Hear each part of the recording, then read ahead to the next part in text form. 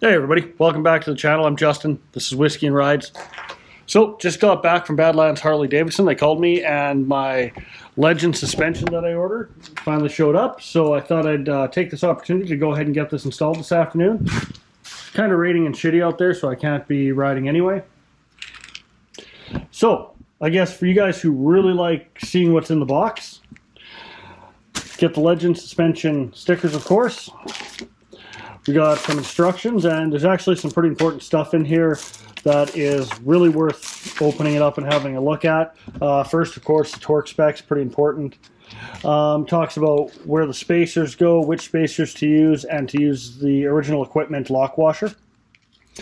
And it also says do not use the large OEM flat washer, so we'll make sure not to do that. And then, of course, they've got the instructions on how to adjust them, and we'll get to that a little later. And of course, the big reveal.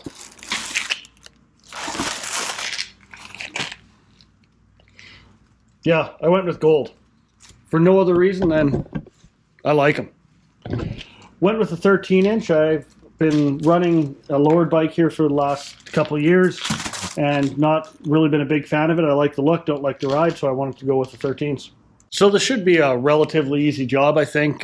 Basically, got to take the old suspension off. On mine, I do have that lowering kit on there, so a couple extra bolts there that I'm going to have to pull off. This is the original air suspension too, so I've got to pop these lines off. That should be fairly easy. And really just the same over here.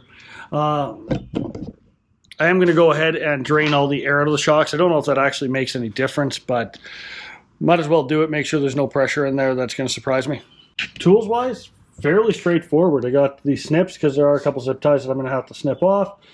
We got a 3/4 inch wrench, 3/4 inch socket just to get the nuts and bolts off of the suspension, a 1/2 inch and a 7/16 to deal with the air lines, and then of course a torque wrench to torque it up when we're all done, and some Loctite. Well, let's get to her.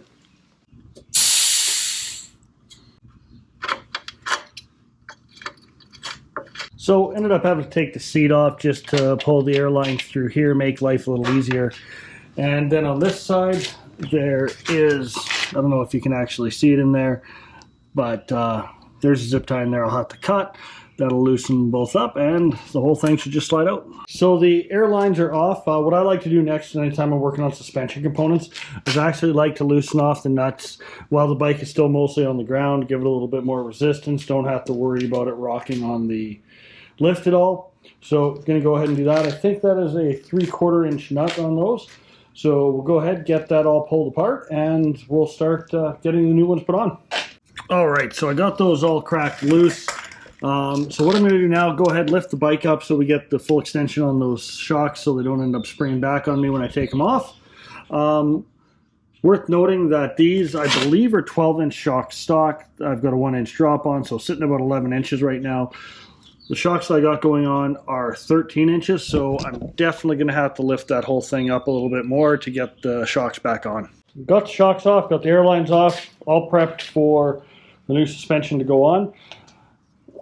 I'd bought these $30 Amazon special lowering kit. I just wanted to have a quick look at it. This is after 2 years of use. Unstamped metal. It's not in bad shape. No cracks, no real chip painting, nothing ugly or scary. So they weren't really for me. They made the bike feel kind of wonky on the ass end. But yeah, I guess they're not terrible. I did do a review video on these. Go check it out. I'll put it over here somewhere. All right, so instructions seem to be pretty particular about this. It wants the large spacer on the inside, then the small spacer, then the lock nut, then the bolts. So let's see if we can do this without having any issues. So got it mocked up, and what I'm going to have to do is I'm going to have to drop the jack just a little bit to get that bottom one to line up there. All right, so shocks are officially on. I've snugged them up. I haven't went ahead and torqued them down yet. One thing that I did notice is that the bolts that were holding on my suspension were not OEM bolts. I don't think it's going to be a problem. On the throttle side, the bolt sticks out a little bit past the end of the housing there. Shouldn't be an issue over here. There's nothing rotating or moving that's going to contact that. However, On the clutch side, it definitely would have been an issue. So glad that worked out. Didn't have to go get any hardware. I might see if I can track down some OEM bolts and actually replace those at some point, just to make sure they're the right ones. So gonna go ahead and torque these down, drop the bike off the lift, and get them adjusted.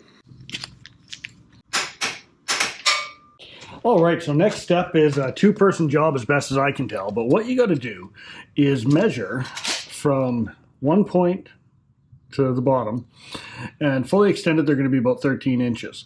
What the instructions say is to sit on the bike, they should compress down to 12 inches. So certainly not impossible with one person, but definitely a whole lot easier with two people, I think. There we go, bike is back together. Looks really good. Just can kind of see the gold through there. I think that's pretty slick. Definitely rides a whole lot higher, which I really expected. So all that's left to do is install the most important part, saddlebag stickers.